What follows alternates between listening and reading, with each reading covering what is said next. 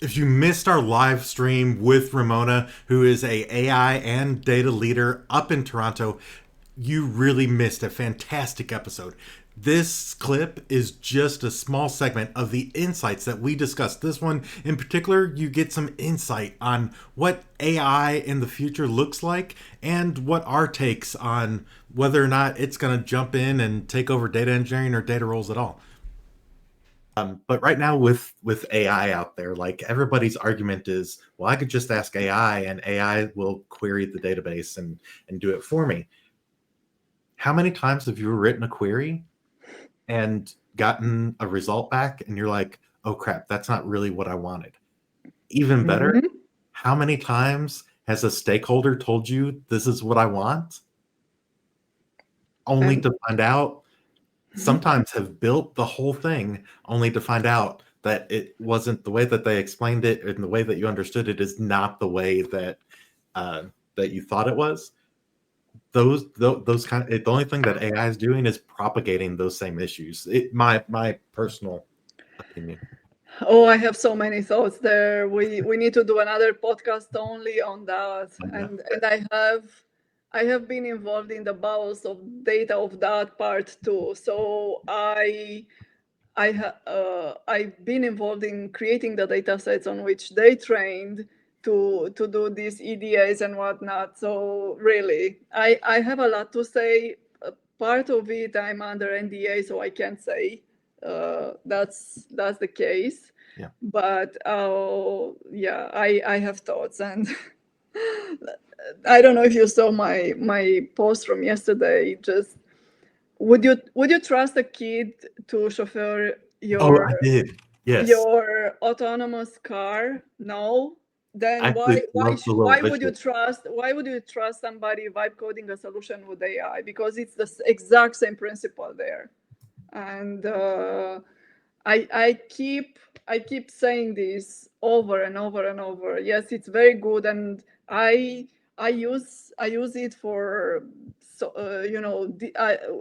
debugging. Yes, and can we talk about the bias on that image?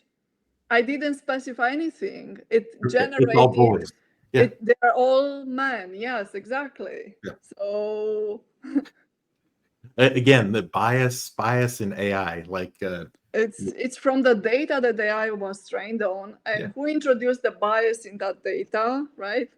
And Mhm. really, Yeah. uh, at some point, the several of us on LinkedIn ran this experiment on I ChatGPT with this prompt, and anyone here can try it. Maybe they fix. I don't know if they fixed it, but with everything you know about me, generate an image that describes me.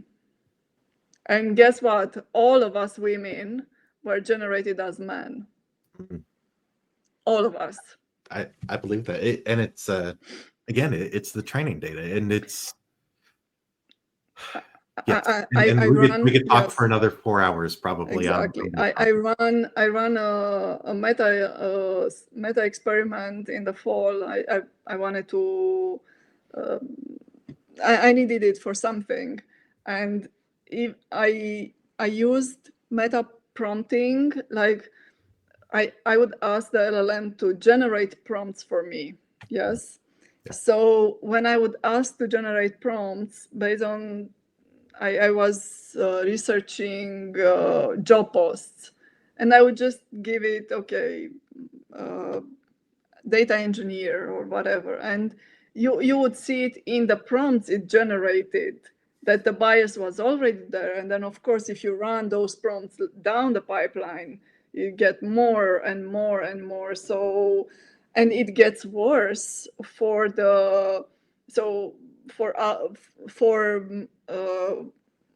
more granular minorities, it gets way worse. I'll bet. So I'll just stop. Yeah, I had a long conversation on a different podcast on that topic, and yeah, I patterns, data, it's all in there. That was just a small tidbit of all the insights that you could gain by watching this video right now.